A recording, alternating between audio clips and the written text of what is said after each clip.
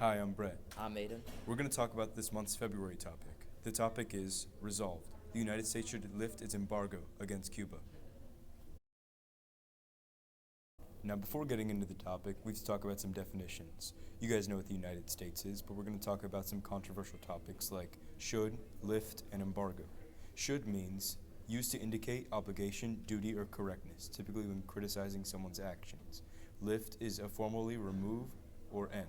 So this is talking about legal restrictions, decisions, or bans. And an embargo is an official ban on a trade or other commercial activity with a particular country. And you guys know what Cuba is. If not, it's a Caribbean country that's located further west of the islands of the West Indies, but it's situated on the mouth of the Gulf of Mexico.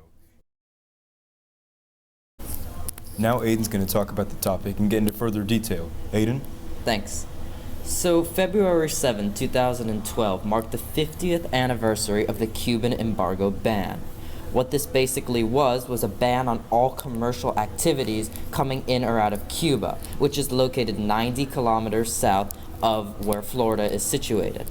The Cubans call this el bloqueo. And what this economic sanctions do, restrict commerce and travel around Cuba. And it falls under the U.S. jurisdictions. Now, opponents of Cuba embargo argue that it should be lifted because it's a failed Cold War policy that really has no use nowadays. But Cuban citizens and many other people want to keep the change and also want to promote democracy in Cuba. They say the embargo hurts international opinion of the United States, but that's what we're going to be debating in this month's resolution. Sounds good. Let's get into some of the topics and what we have to offer for our contentions.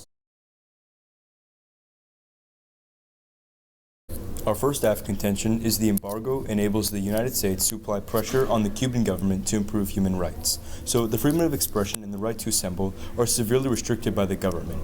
In 1996, the Helms-Burton Act said that the United States has a moral obligation to promote human rights, keeping within the Charter of the United Nations and the Universal Declaration of Human Rights. And the embargo is a bargaining tool to help this.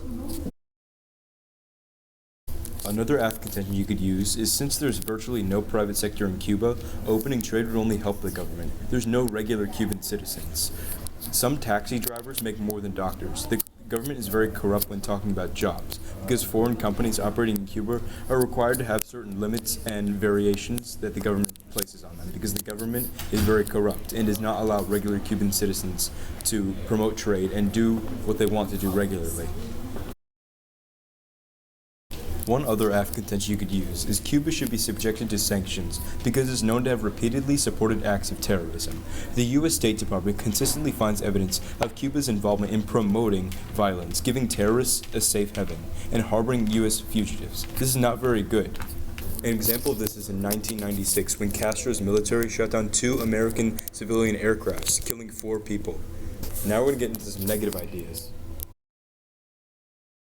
The first neg contention we're going to do is the United States should end the Cuban embargo because its 50-year policy has failed to achieve its goals. So, as I said earlier, February 7, 2012 marked the 50-year anniversary of this plan, and Cuba has yet to adopt a representative democracy, which was the main goal of the embargo.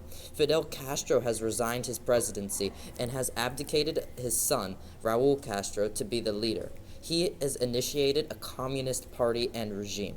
In 50 years of sanction, the U.S. has still not toppled Castro's regime. There is no reason to think the embargo will ever work again, because 50 years of no progress has occurred. Contention 2. The embargo actually harms the U.S. economy. So the U.S. Chamber of Commerce said that the U.S. has lost $1.2 billion in lost sales. This is huge because of the lost exports that the U.S. could have potentially had with the trading partner that it's actually blocking. And according to Texas A&M, as many as 6,000 new agricultural jobs could have been made in Cuba. This market industry is creating money lost opportunities for the U.S. and money to be gained. Its competitors such as Brazil, Canada, the European Union are all taking advantage of this situation in Cuba, but the United States is being left out of this really good place to engage in economic activities. Our third and final contention is that the embargo prevents the people of Cuba from joining the digital age by cutting them off from technology and restricts the electronic flow of information into the island.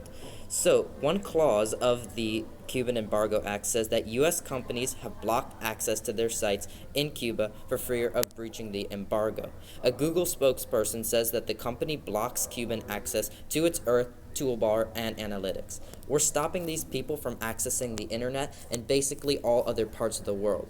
This is stopping the inflow of democratic ideas and really the whole purpose that the Embargo Act was put in. Now that the Cubans cannot interact with other parts of the world, there is a very slight possibility that change will ever occur in this island nation. Once again, these are just some of the ideas that you can use. To do more research, you can search up the resolution, use the briefs, but make sure to find statistics and convincing impacts that will impact your judge and help you win the case. Make sure to check Schoology. Thank you. Bye.